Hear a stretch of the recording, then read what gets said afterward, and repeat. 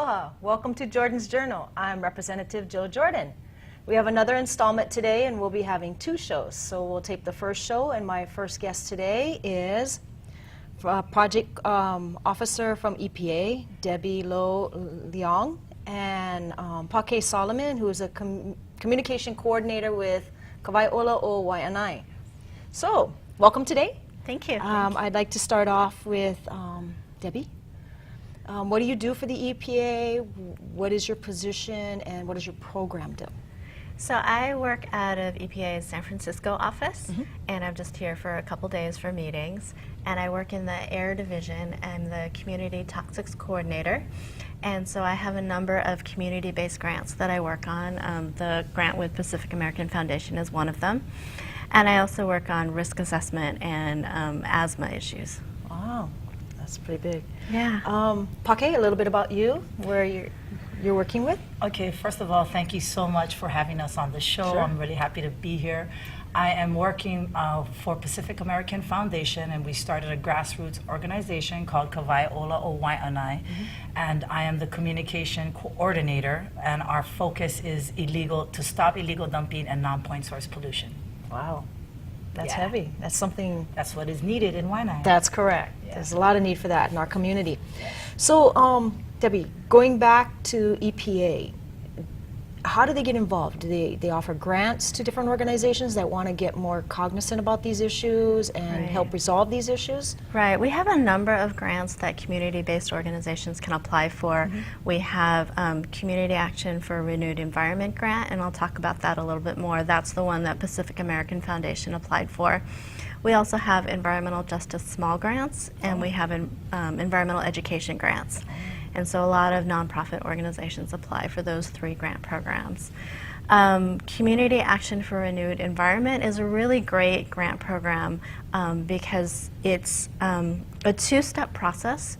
The first step we call Level 1, and it's for the community to build a broad collaborative partnership, the broader the better, including industry, faith-based organizations, academics.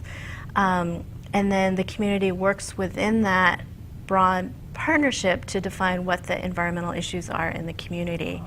And then EPA has these tools where we help the community to go through this process to rank and prioritize those issues, to figure out which are the most important issues to the community and which are the ones that they feel they can make the most impact with. And then the community develops a work plan for addressing those highest priority issues, and then they can apply for a Level 2 grant, which is up to $300,000, and that's for implementing that work plan. Wow. So I'm assuming we've had a couple groups in our community that have applied for at least a Level 1. So it was Pacific American Foundation applied for a Level 1 grant in 2008 and had a great process. It was a 2-year grant. And when that completed, they applied again for a Level 2.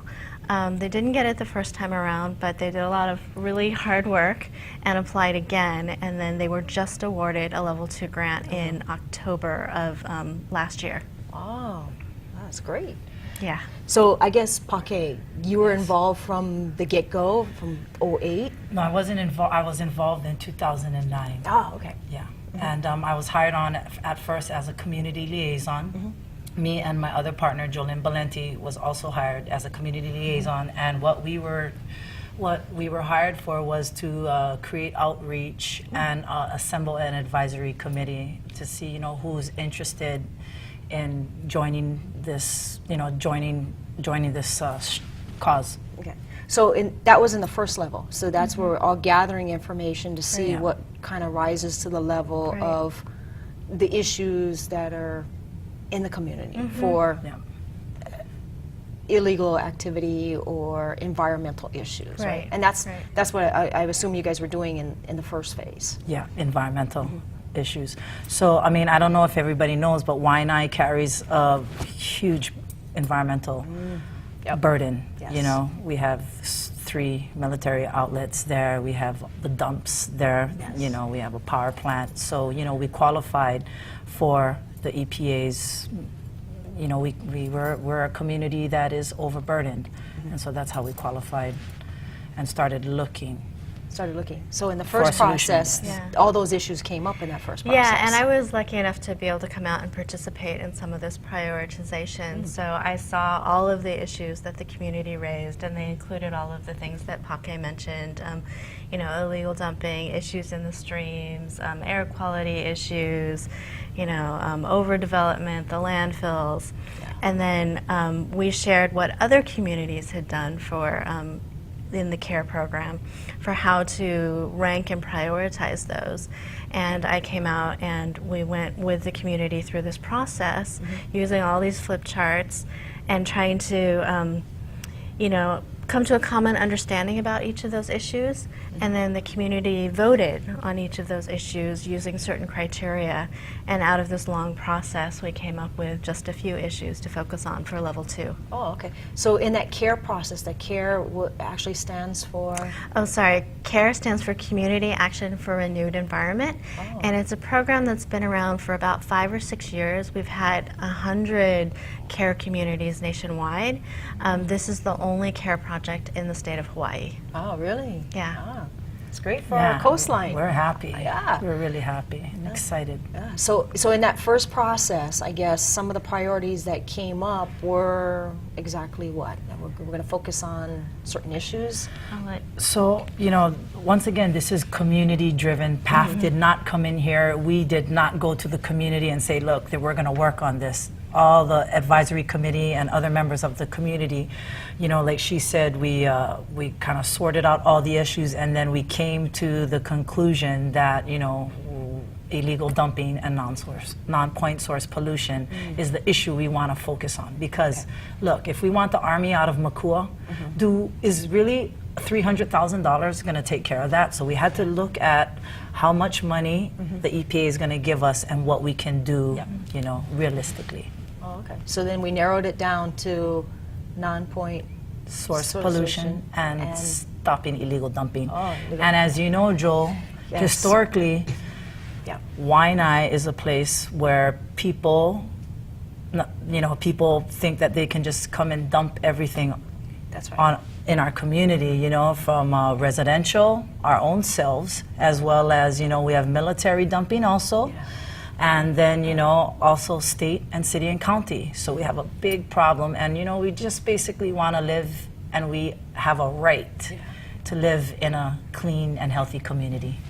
So then once we came up with these points of action, then it was either we stop there or apply for the next level, which is the level 2. Right, And that's when you said that they made the initial attempt, right, and then that was denied. right. And then I guess the focus was to go back and, you know, gather more information to attempt it again. Yeah, the grant it's a process? very, very competitive program. Within our region, we usually get, and our region is California, Arizona, Nevada, Hawaii, and all of the Pacific Islands. Oh, so like the west Yeah, part of the Southwest. continent and Yeah. then into the Pacific. Right. So within our region, we typically get about 20, 25 applications, and we are only able to award 1 grant per year. Whoa. 1, sometimes 2, but usually just 1. So it's really, really competitive. So even though PAF had put in a very good application It was their first it was year, a competitive yeah, process. it was a very competitive process, Okay. so they didn't receive the funding. But they, you know, we provided PAF some feedback on how to improve their application, and they went out and they did a lot of work to improve that. And I'll let Pake talk a Yeah, little so bit about that you too. went back out and Yeah, so after we found out, Debbie called me to say, you know, we didn't get it. It was like kind of depressing because we did a lot of work in the community and get the community get together, you know, and then, you know, it's like, oh, you guys didn't get the grant, so now what? So we all had to like really sit back individually and think, what do we want? Do we want to still continue with this? Are we all still in? And so once we made that decision, then we were all like, okay, we need to build bridges. You know, it's federal, right? So they're not here in Hawaii really, and most people in the United States think of Hawaii as a vacation. yes, correct. So, and so probably does people in the EPA also, you know? So we had to like go there. Herb Lee had to go there and, you know, make more contacts with the EPA and just continue to build the bridge. And then we did our own things too that helped us make more friends out there on a federal, national level. And we did that, and it was like an awesome process. And we're just happy to be where we are right now, you know, that we got a level 2 grant, and there was only a couple of them given out last year. So then we resubmitted, and this time it was I guess a stronger, Yes. you know, grant going in, Yes. especially with the relationships that was built. And then, I mean, if you're saying 1 in the whole region, I mean, that's pretty competitive. Yes. So I guess we are kind of blessed that we got the second grant. Very. We're very blessed and we're excited Yeah. because we're living in extraordinary times where we can make good changes for Waianae, you know, and it's about time. That's exactly right. So now we're right in the beginning of the phase, right? Didn't we just get this grant like? Yes. October, October, of okay. 2011. So, and it runs for a 2-year 2-year period. Okay. So now we're in the very early stages of this grant, and we've got our basis, our focus, what we're going to do, and now we're going into planning on how we're going to achieve an educational component, or how do we start changing these patterns? So those questions is exactly what we're trying to figure out, and we're asking the community. So we had a meeting last night, and we have another one today. Oh, okay. And they're the ones who's going to tell us where we're going to go and what we should do. And like right across, there's a lot of good people doing a lot, and organizations like you two doing good things in the community cleanups, education, etc. But one thing that is like permeating through everybody's responses is that we need more education. So, you know, tonight we're going to figure that out, and, you know, figure out an action plan with the comments and inputs from last night. So once the organization gets another grant, does the EPA just step back, or do you still help handhold through the process and as another agency that can help them? Yeah, so EPA has 2 different kinds of grants. We have grants and we have cooperative agreements. Oh, okay. And grants are typically money that we give out, and we look at the application and say, hey, that's a great project, we're going to fund it. And then we're pretty much hands off, we're not involved. But this CARE program and this grant that went to Pacific American Foundation is actually a cooperative agreement. Oh, okay. So that means that EPA is substantially involved in the project. Ooh. So we're not just a funder, we're an active partner. Oh, that's And so better yet. Yeah. that's one of the reasons why I'm here, and I'm helping with the strategic planning. I want to learn what the issues are.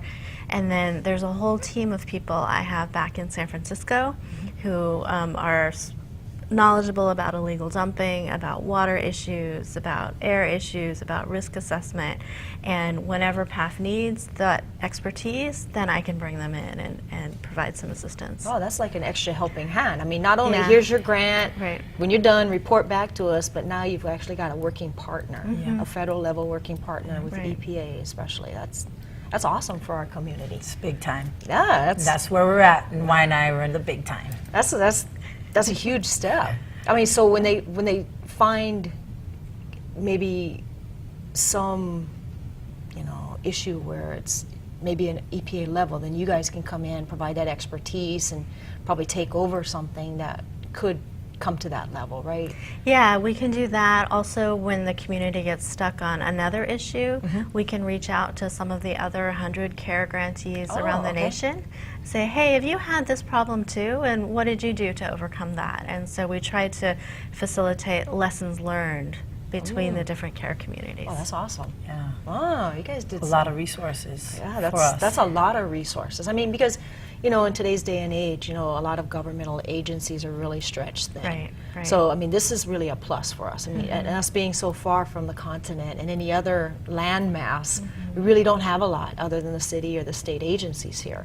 But now to hear that, you know, this area, because the grant was given to this coastline, you know, to have this extra helping hand of a federal agency coming in and saying, yes, if you see this, you see that, or we can reach out to other individuals that have these grants. That's cool. I know. That's an We're awesome fortunate. thing to have.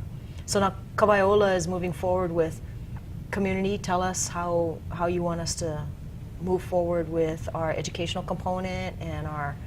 Well, this is the thing, like, if you want to be Okay, so we have like 4 task forces, and one is residential illegal dumping, commercial illegal dumping, because we have a lot of that too. That's another task force, and then they're going to put up the information, and then we have also residential illegal dumping in Nanakuli, and we also have non-point source pollution, another task force there.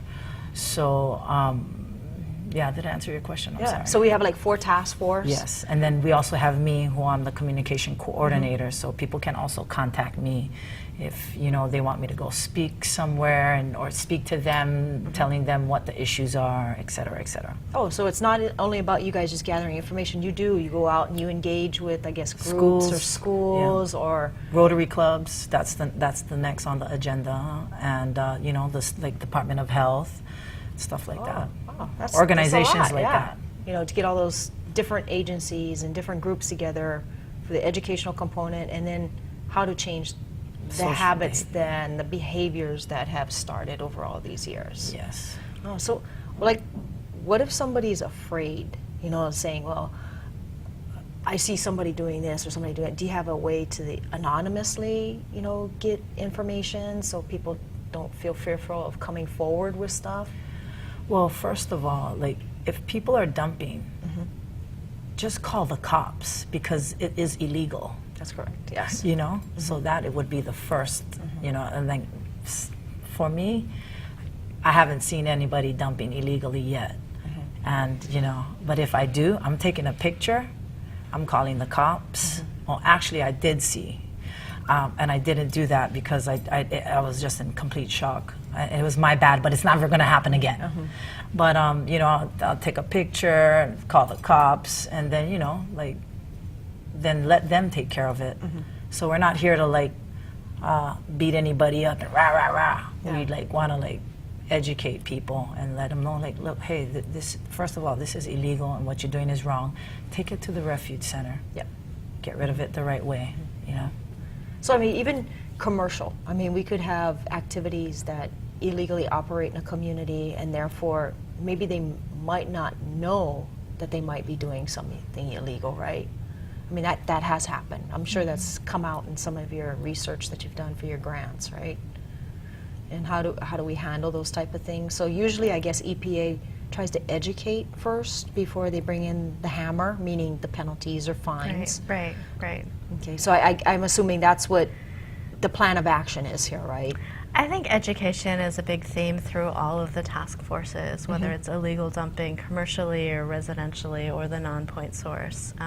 When we were having our strategic planning sessions last night, that theme just kept coming up through the whole night. And I think tonight we're going to talk more about the nuts and bolts of how to make that happen, but it's really challenging about, you can tell someone something, but how do you actually change someone's way of thinking and change their behavior?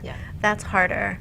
And it's not going to be someone from EPA who's from the mainland who's going to have the ideas about how to do that for the island. I mean, the Waianae community is unique, and so the ideas about how to educate appropriately need to come from within your own community.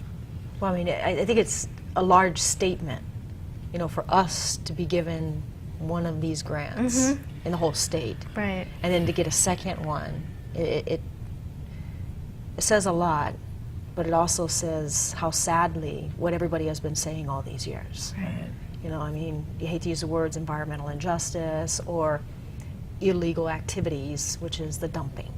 I mean, it's sad to say, residents have been resonating this for many, many years, and then it's become like a practice of, we thought it was okay to do these things, and that's what you're saying, behavioral patterns. Right. I mean, it speaks volumes when EPA says, we think you're worthy of this, and we're here to, especially partner. It speaks volumes in a bad way, but now we're recognizing these issues, saying, hey, we need to stop, and we need to change things going forward, and how do we, and that's what you're saying, how are we going to change our patterns? How do you want us to move forward? That's what I'm kind of hearing where we're going to go with Wai Ola o Waianae, right? Yes. I mean, I did. You guys came out, and we've been focusing on streams, and it was more on the flooding issues. And some of the issues were illegal dumping.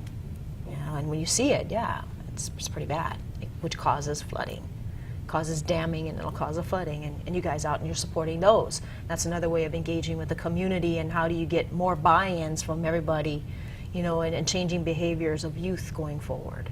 Right. And then saying, hey, how do we participate? And I feel comfortable telling you, oh, maybe my uncle might be doing something wrong, or maybe my friend's business is doing something wrong, or hey, we didn't know that this piggery can be so close to a streamway, or should we be doing? And that's the kind of stuff I think we're hearing right here, right? Yes, yes. And how we're going to change these behaviors going Yes. forward. Yeah. And how we're going to educate our community. Yeah, for even development. Yeah. You know, I mean, you know, yeah, we do. We have some pictures. I think they've been putting some up while Oh, you're okay, running I'm sorry, I'm around. sorry. Yeah, Okay, yeah. okay, good, great, Yeah, great. Yeah, they're putting those little bites in there, like wow, wow, and that's what people don't see. You know, if you don't live right near some of these waterways, I mean, you think when you go to the ocean, it's all fine and dandy, but that's not the truth all the time, right? Yes. Yeah. And then also, you know, the dumping in the streams, you know, the heavy rains goes right into our oceans, Yeah. right where we swim and right Yeah. where we fish That's for right. food.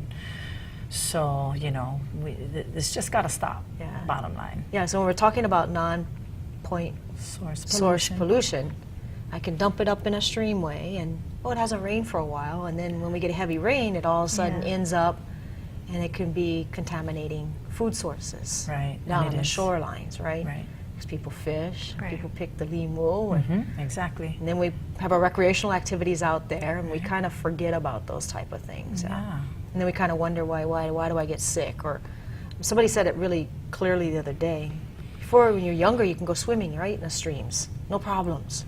Then they got this thing called leptospirosis. Stay out of the streams. Yeah. I mean, that stuff can kill you. You know, Yeah, totally. really bad. Yeah, it's really bad. I mean, it was interesting because I was on the other side of the island, and we were visiting this farm, and underneath it had this streamway. You see, walk over this bridge, and the stream had nothing to do with the farm because it was like, 15 feet down, 20 feet down.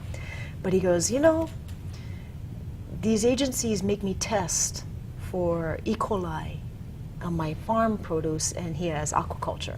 He said, but when they test that stream right down there, that's 2,000 times the level of acceptance. And he's like, wow. And I'm like, what are you telling me? So I mean, people, you don't realize that. You really don't realize it until, I guess, and you're saying the educational component. It looks pretty, but, the rats do their business and has their feces in there, and then it stays in the stream, and then you can get sick. The cows, Yeah. the pigs. The cows, the pigs, animals die out there. People Yeah. operate People their throw.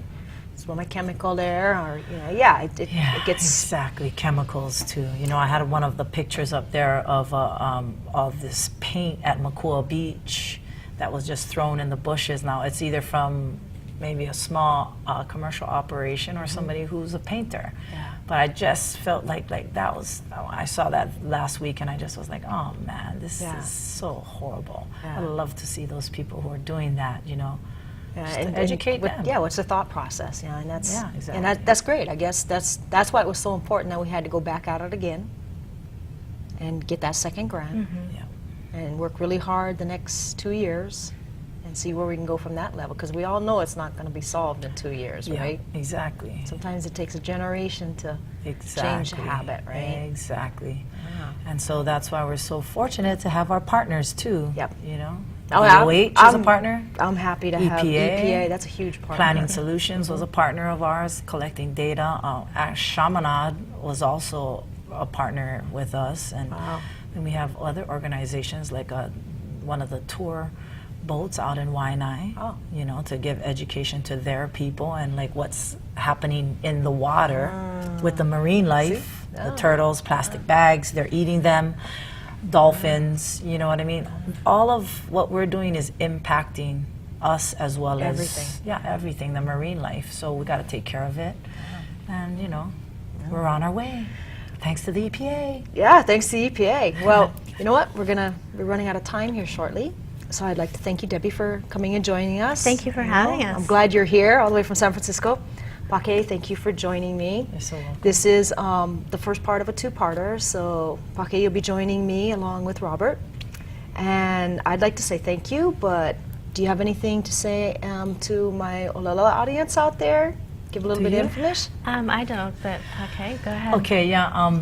If you wanna, if you wanna be a part of us, you can be on a task force. There's gonna be some emails up there that you can join, and you can start helping. You can just start helping within the task forces and wherever you live, Nanakuli, Ma'ili, Waianae, Makaha. And then if you don't have enough time to be on a task force, what you can do is be a part of the advisory committee. And, so no matter what, we need you. And also you can find us on Facebook. If you do a Wai Ola search, we should be there. So, Yeah, great, thanks. thank you. Yeah. We need you. Yeah, it's like, what do you call it, our Uncle Sam, we need you? Yeah. Oh yeah, I don't want to be like Uncle Sam, though, no, but definitely we need everybody in Waianae to be unified, and because it's about the next generation. If we're not going to be taking care of this and we're going to let it go like we've been letting it go, That's right. generational, been letting it go, it's only going to get worse. And the health disparities in our community, if you look at the statistics, they are not good. They're not good. So it's all about the kids and the future. And also Malama Ka'aina. That's We've right. got to remember that, the Hawaiian values, because that's who we are. Thank you. Okay. Again, I'd like to thank you, Debbie. Thank you, Pake. And from my audience out there, I'd like to thank you very much for another installment of Jordan's Journal, and we'll be looking forward to you in the second half. Mahalo. Aloha. Aloha.